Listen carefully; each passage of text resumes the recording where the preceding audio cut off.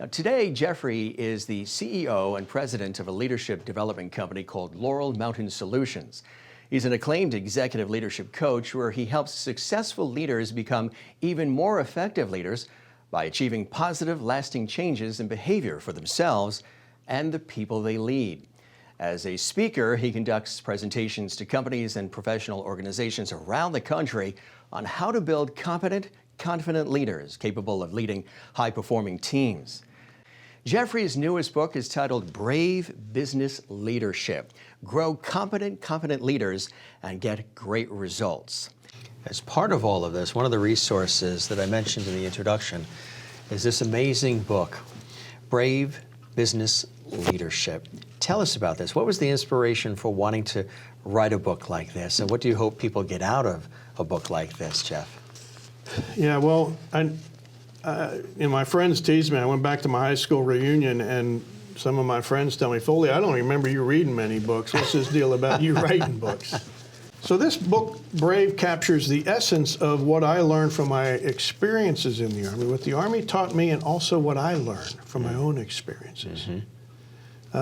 It also incorporates some best practices that I learned from the Ken Blanchard companies and the Marshall Goldsmiths of the world to help bring out and exemplify what right looks like. And I capture that and integrate that into my own methodology. You talk in chapter 1 about leadership challenges in the business world. Tell us a little bit about that. What are some of those challenges? Yeah, well, I think one of the most prominent ones is how do you attract and retain top talent? That comes up everywhere I go. That's what people want me to answer. Another unique thing about the book that's captured inside the book are stories. The book is full of stories. Yeah, it is. It's full of my own military stories, and each one of those brave elements has a business story from all walks of business life that reinforce each one of the elements. So it has and brings some credibility to the word brave and the methodology that I share in there. It just seemed to be a logical way to show that it's not just a pipe dream, it's not just an Army thing, but it really are best practices that are helping organizations be successful. How a company manages and develops and supports their people and the development of those people, that is what will really separate those. So how do you put a leader development program? How do you engage in a culture where we care about you, we want to support you, we want to get you promoted, we want you to be successful? How do you capture that in your organization? That's another challenge. There's an art and a science to being an effective leader. The art is how you connect with people. You know, it's how do you touch what's inside their rib cage, that heart and soul, and kind of get after what really genuinely motivates and inspires them to do things. That's right. And then there's a science behind it, which is more measurable. Let's have very specific goals. Let's develop strategies. Let's assess performance and see how you're doing.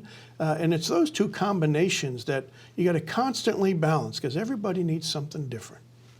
I love the saying, some people need a pat on the back, some high, some low.